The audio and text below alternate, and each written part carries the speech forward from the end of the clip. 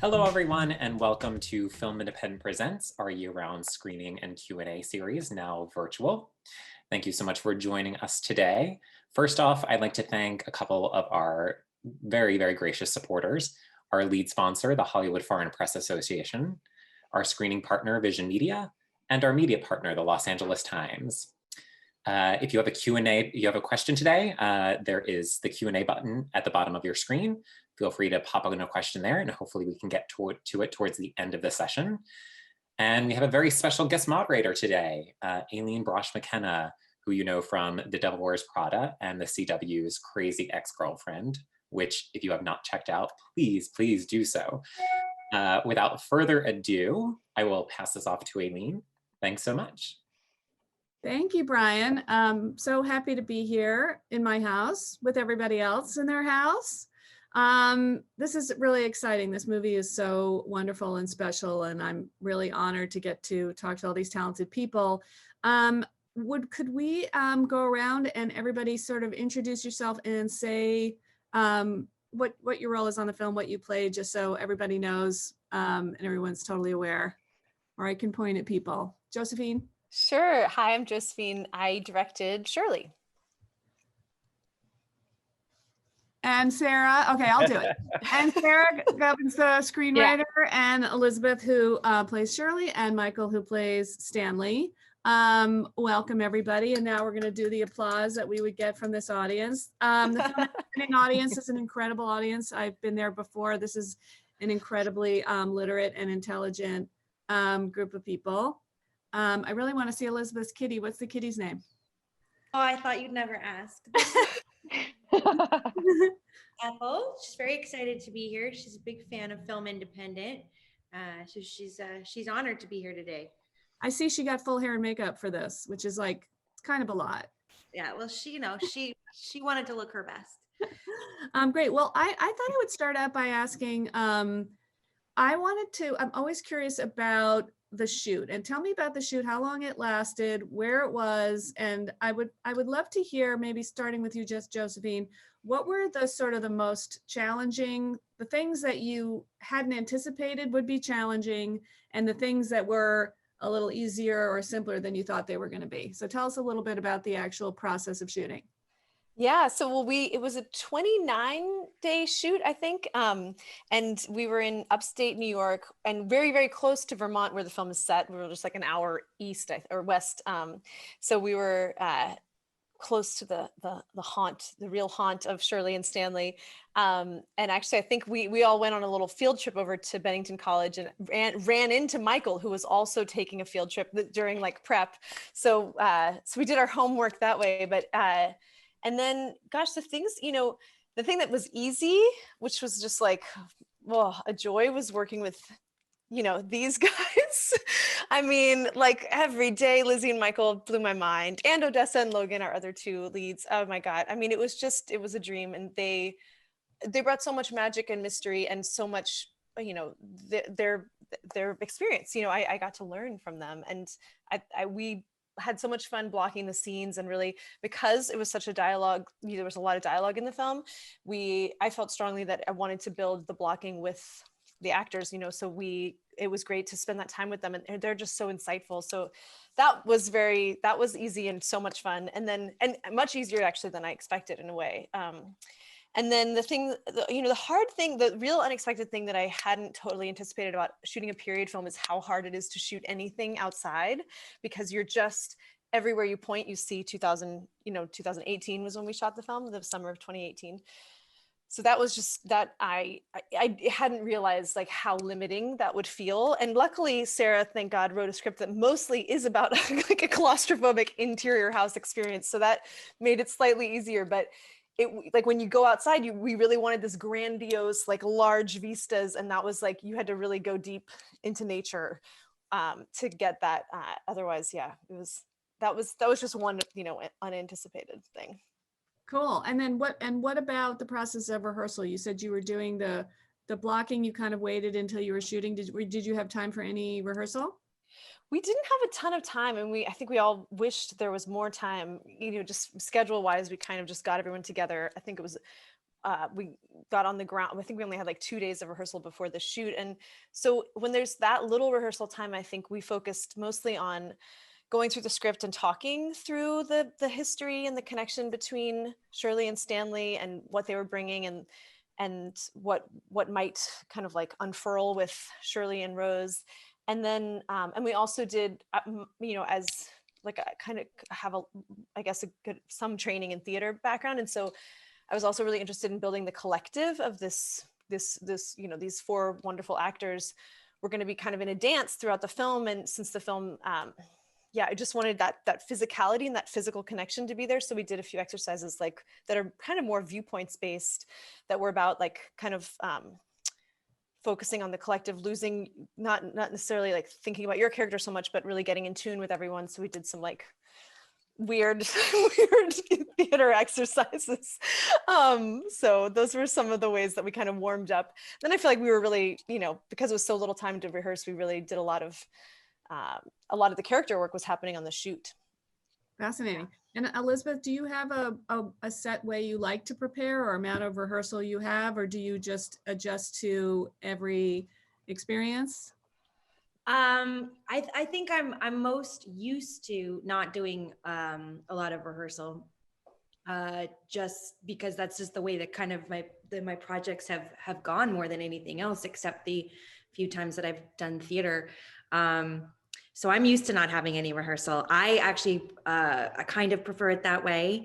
I'm a little bit I don't know. I tend to have trouble kind of doing something and then doing it again. I like to always try to do something different every take. So for me, I'm not good at like, oh, I did that, so I'll remember that and I'll do that exact thing again. So I tend to kind of not like rehearsal for that reason.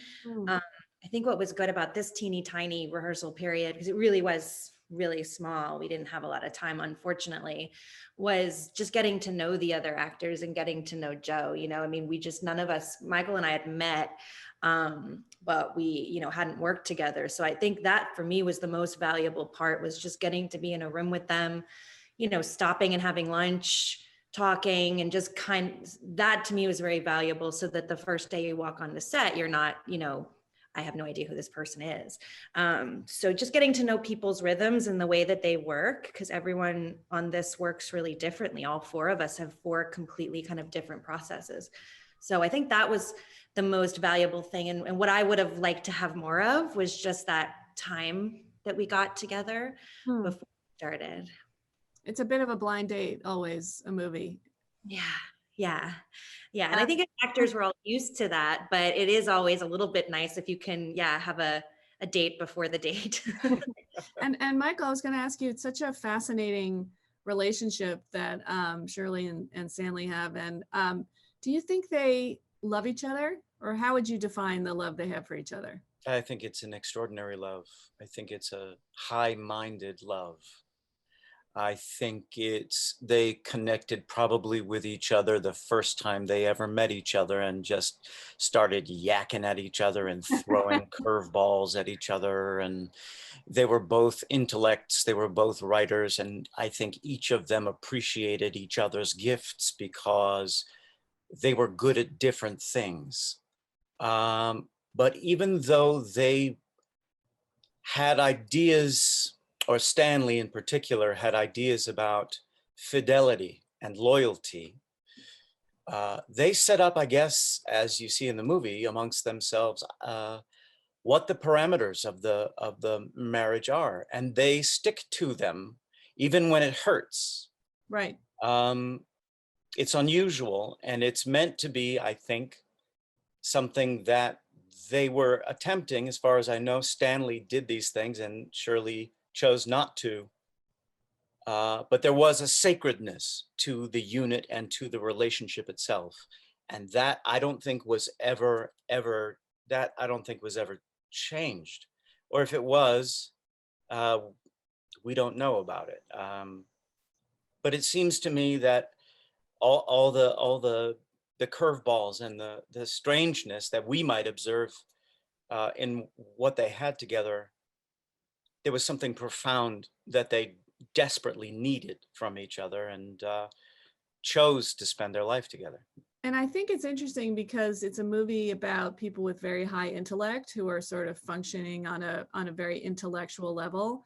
Is there a challenge in portraying a characters that is so sort of in their mind or like living in the world of ideas? Lizzie? I mean, that's what you get great writers for. Like Sarah, who's much smarter than I am, and Shirley is smarter than I am.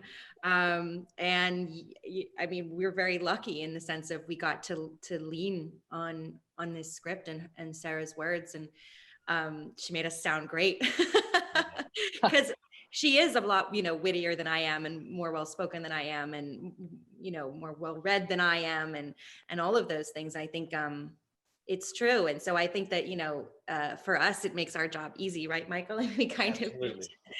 of, we get to rely on this beautiful material. Yeah, but I think it's not an accident that both of you have played a lot of extremely intelligent characters in your careers. Sarah, talk about this theme of fidelity and loyalty, because that struck me too, that ultimately what the betrayal around Rose takes place around this idea that she's also been living unwittingly in a similar state to Shirley. Can you tell us a little bit about that and how you were thinking about that?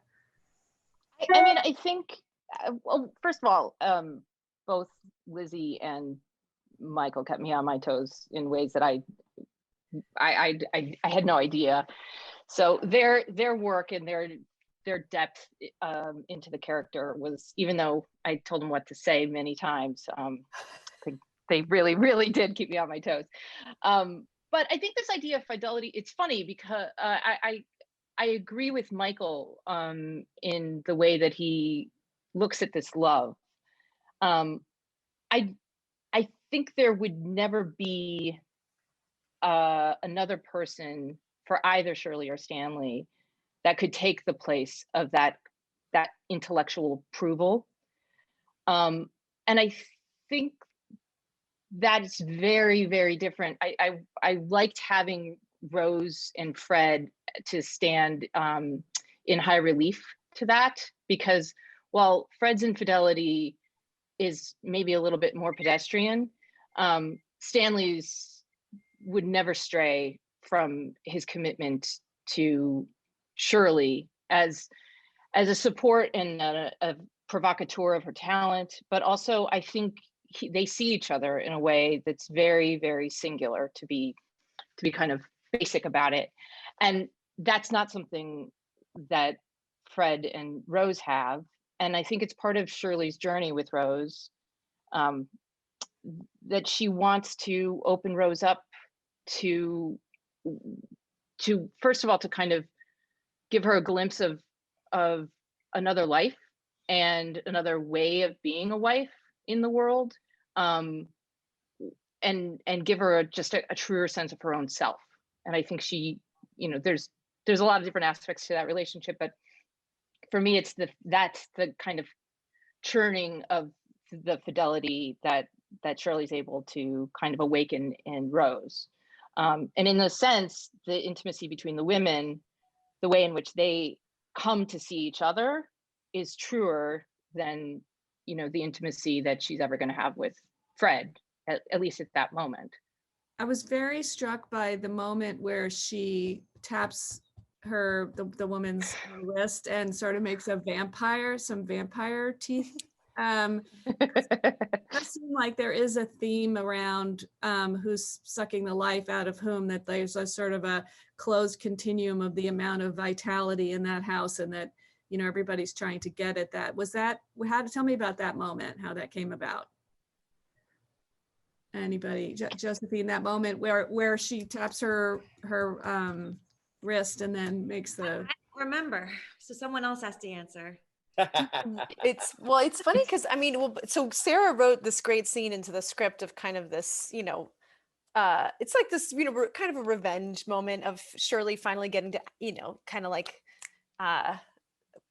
curse the woman that Stanley's been sleeping with. But actually, I think Sarah would feel the same way. I think we were both really floored by what Lizzie brought to that scene, and how much fun she had with it, and how it was such a vulnerable moment, but also so playful. And she just, I'm pretty sure the vampire hiss was just a Lizzie special. It was just like a very fun, and it really caps the scene. I think it makes it like, It's a horror moment, which, given her work is I thought that was an interesting style point. I wanted to ask you also about that. So the moment where the two women are on the rock, I really had shades of Thelma and Louise there. And I'm given the constraints that the women are sort of facing socially. What do you think they're thinking, sort of the decisions that they're making when they're standing on the rock there? Josephine, what were your thoughts about how you were putting that scene together? Well, it was interesting, actually. It was a funny scene to shoot. I think we've talked about this, like the Lizzie and Sarah and I have talked about it, because we got to that scene, and it was so powerful. It was just one of those scenes that's like this funny thing where it's so powerful, and when you read it, and then when we went to shoot it, something about it wasn't quite there, and so the DP and I were like, is it the way we're shooting it? We're not capturing it well. And Lizzie was like, is it me? Is my, am I acting? And then Sarah like ran out of the forest and was like, I'll rewrite the dialogue. And we all just felt that something was missing. And then Lizzie had this moment of insight to sort of say, she was supposed to call to Rose from behind her on the cliff. And while I kept running in and out of the forest being like, if I can just be inside of Shirley's mind, I'll figure out what we should do.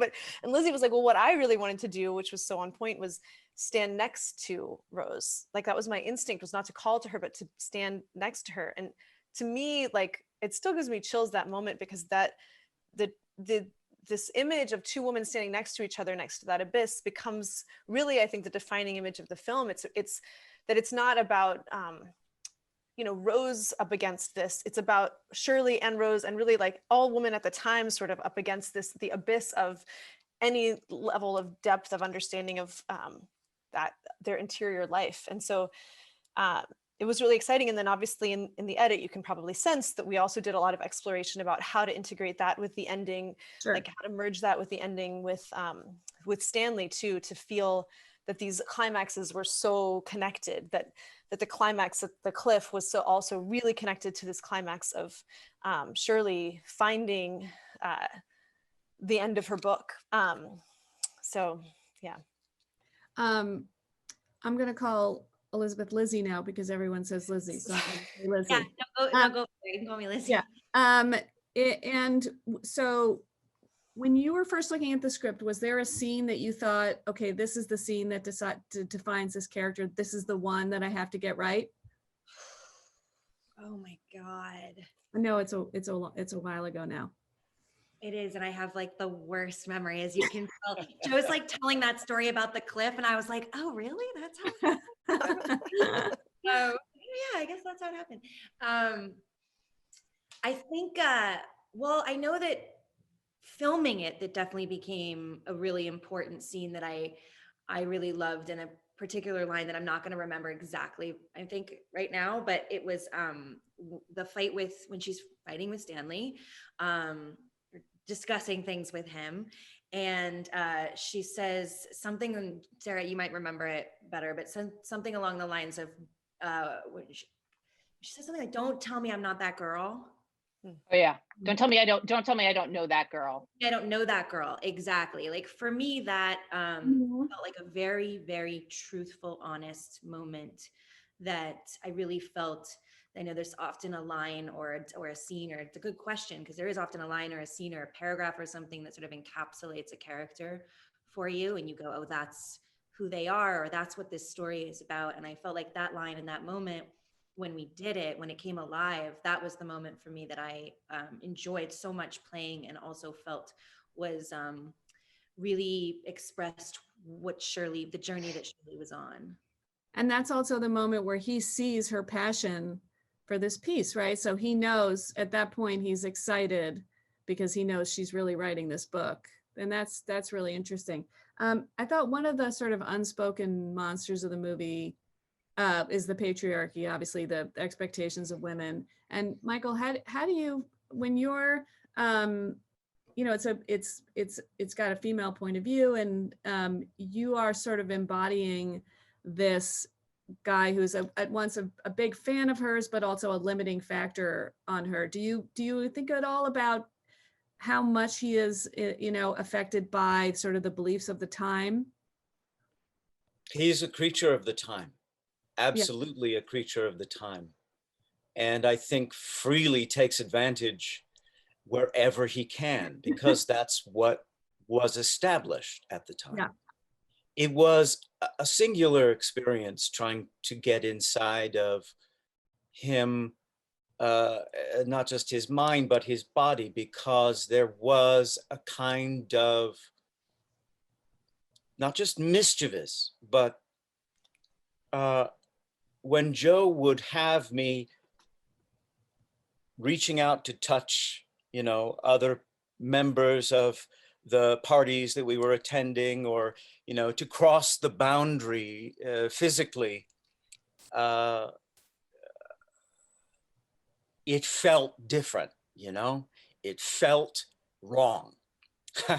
And that was really interesting, if only to deeply feel what the norm of that time would have been. Sort of the casual arm touch and butt Yes, pat or and- tickling people, or crossing Right. boundaries physically, Right. touching people, putting arms around them, getting too close to Rose, which was part of the time that it felt wrong. And that was fascinating to me. Yeah, it's That had never fascinating. Also, quite because happened. he reveres this woman, and she is in many ways sort of the god of his life. But on the other hand, he treats women as somewhat disposable also. He's a playful player. He, I think, covered his tracks, if he tried at all to do so.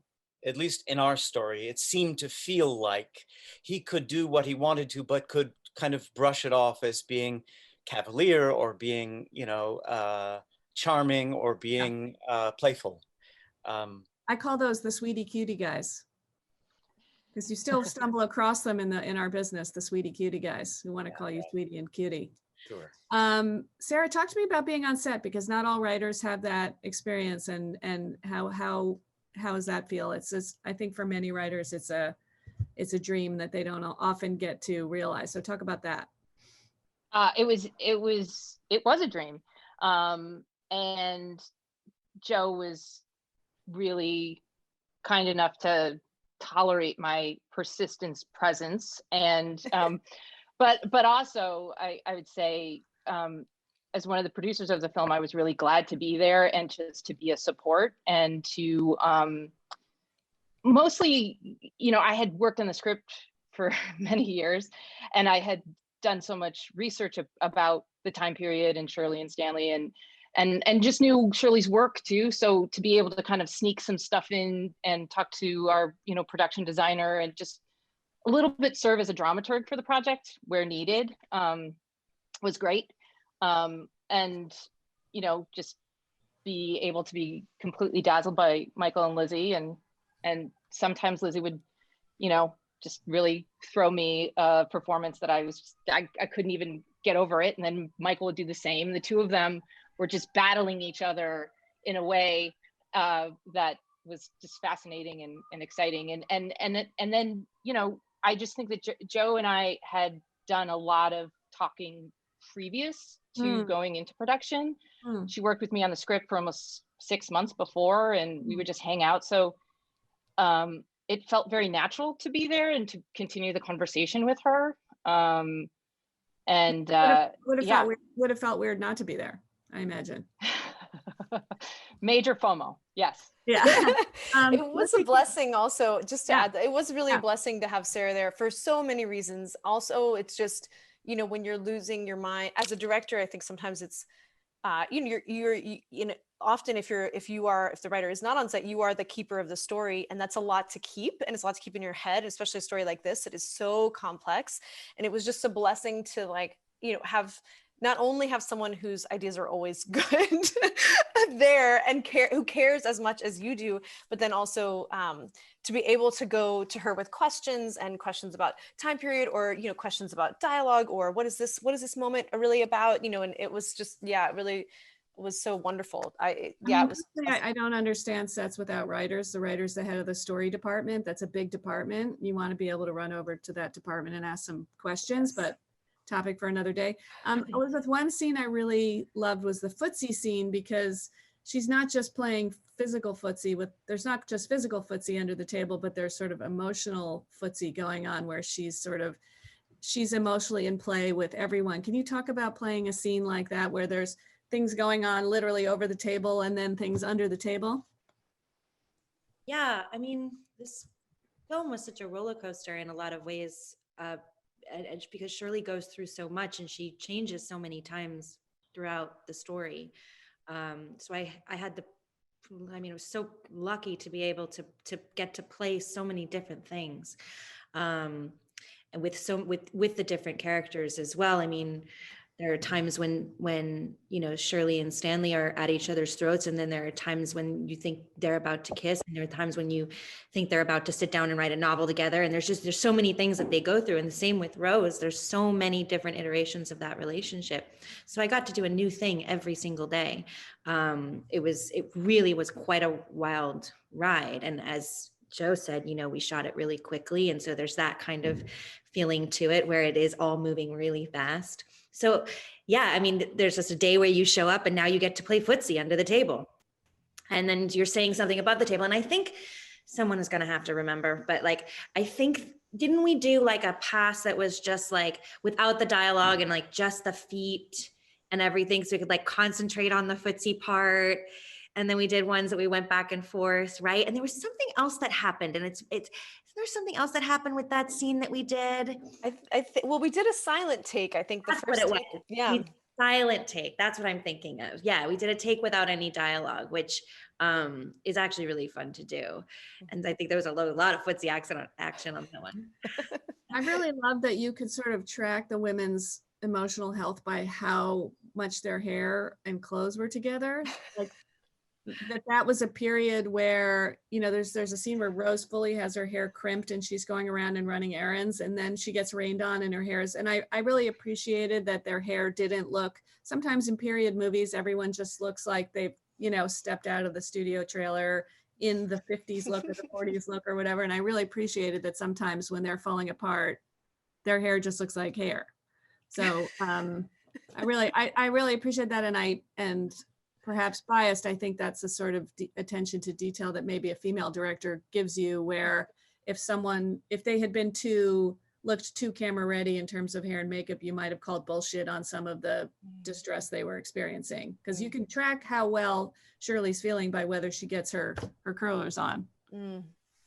Yeah, and it was fun too, to the track of the way that Shirley and Rose, and this was something that was really fun to track both with hair and makeup and with the costume department, and I think our costumer Amala just did a beautiful job, like with the ways that they sort of swap a little bit, the places like at the beginning of the film, you really see Shirley in bed and disheveled. And then by the end of the film, she's like finishing her book and, she's got that all together. And then the outfits and the hair, a little bit more together. And meanwhile, Rose is, mostly in pajamas and, she's taking care of a baby and, and her hair's mostly down. And it was, I really appreciated the ways that those department heads took that concept and really made it so alive. Yeah.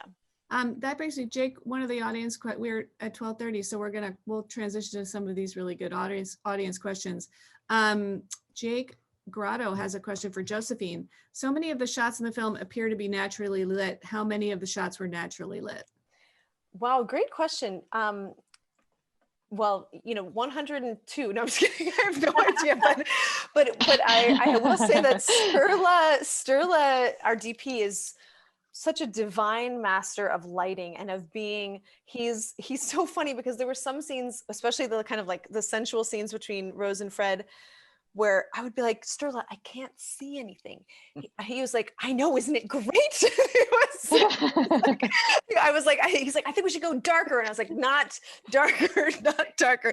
But what I really loved about, I mean, one of the many things I loved about working with him is that there is a sensuality to the lights and the camera. And I think that a lot of that sensuality that he brings, because we chose to shoot in so much of it on handheld, there's a breathing with the actors that happened. And I think that it gives a, like, I think it, I mean, you guys could tell me, Lizzie and Michael, but to me, it really supports the performance when there is a performance also happening in the camera, that like the camera really was with them. And I felt that he is so in tune emotionally with performance. And so to make sure that that was always available to us, we did try to shoot as much as we could.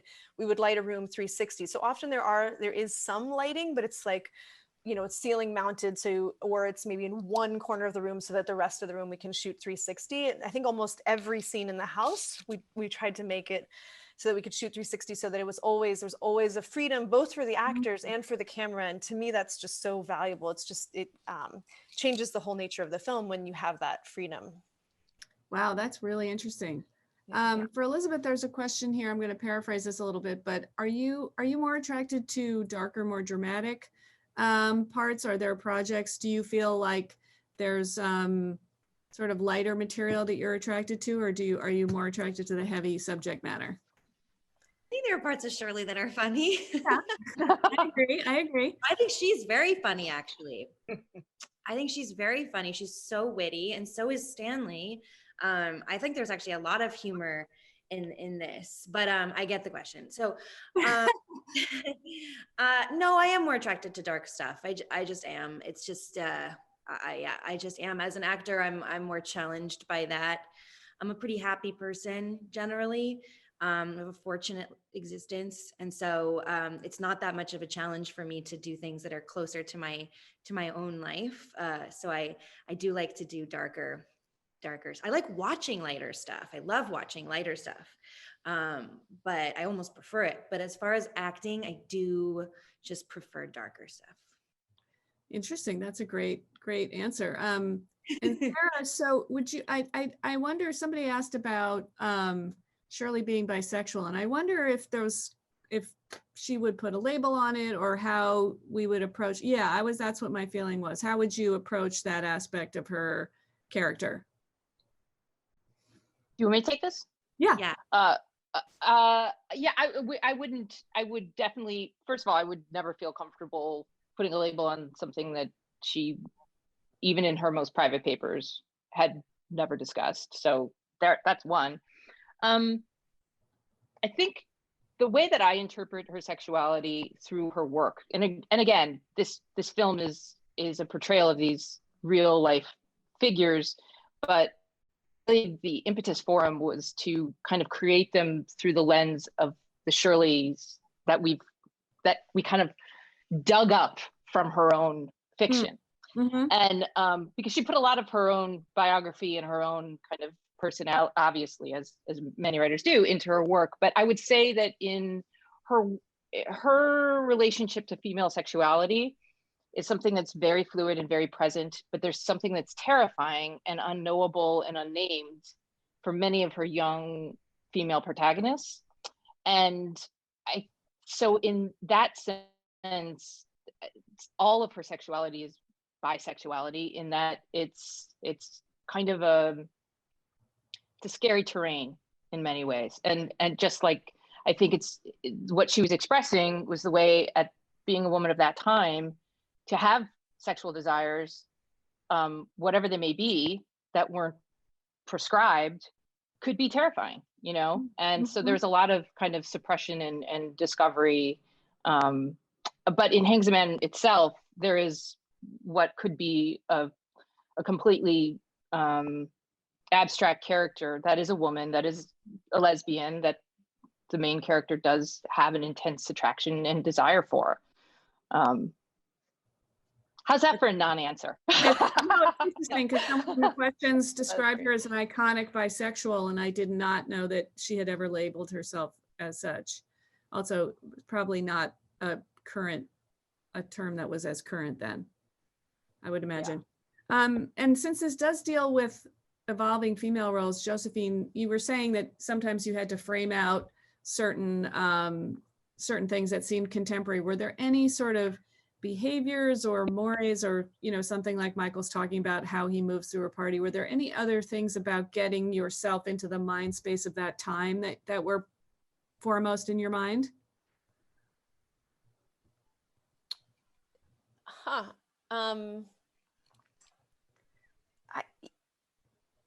We had such a terrific production designer, Sue Chan, who just, oh God, she's so good. She is so good. I mean, I just love her. And so I felt like it wasn't, so much of the film is set in their house. And that house, we found an amazing house that was like from this 90-year-old woman who a lot of the furniture that we ended up using in the film was in the house. Like it was it was a very period experience. She had just passed away. She was like, in her 90s when she died. So much worked and it actually was time period. The wallpaper was period. We didn't have to change the wallpaper. It was crazy. And so that I think something about being in that house felt very, you walked into the past, and then she and her amazing set deck and her art director just filled in the space so fully that it wasn't, for most of the film, it was not hard to feel that you were inside of the Shirley and Stanley's world. And they, down to the little details that we tried to really like bring in the edit. There were like little jars of cicadas and like turtle backs and snakeskin shells that would have kind of pointed to some of like Shirley's more like fascination with ritual and the natural world, and these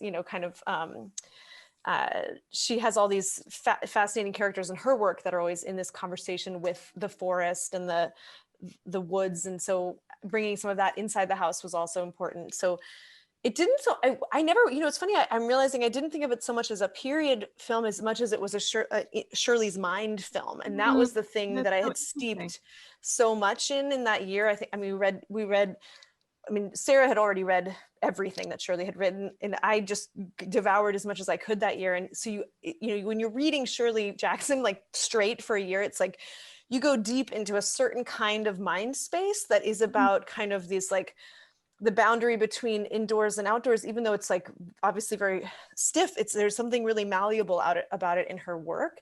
And so I think that was the world that I really felt steeped in. At times, I found myself like very confused about like cars, like what the car should be and from what year, like I had to just trust other people about those kinds of things.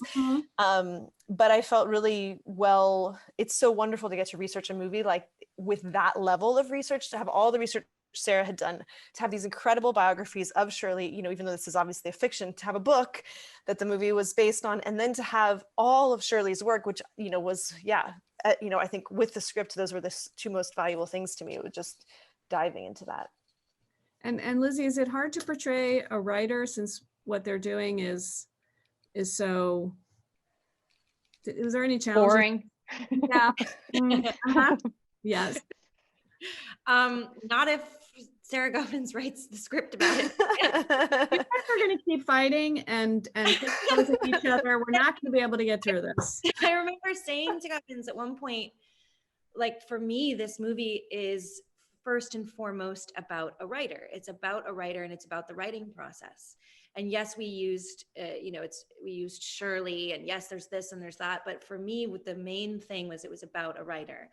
And I think the way that she represented, I'm not a writer, but I have known writers, and I think the way that she represented that process, especially for a novelist, and especially for somebody who is perhaps dealing with their own life and demons, and I guess who isn't, but the way that she presented it, I thought was incredibly accurate and also really, yes, interesting, because ultimately writing is just sitting alone in a room.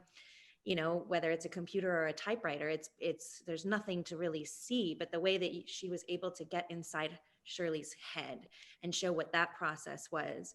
So for me, I think there's a lot of commonality in what Shirley's experience is as a writer for a lot of writers, at least from what I've heard.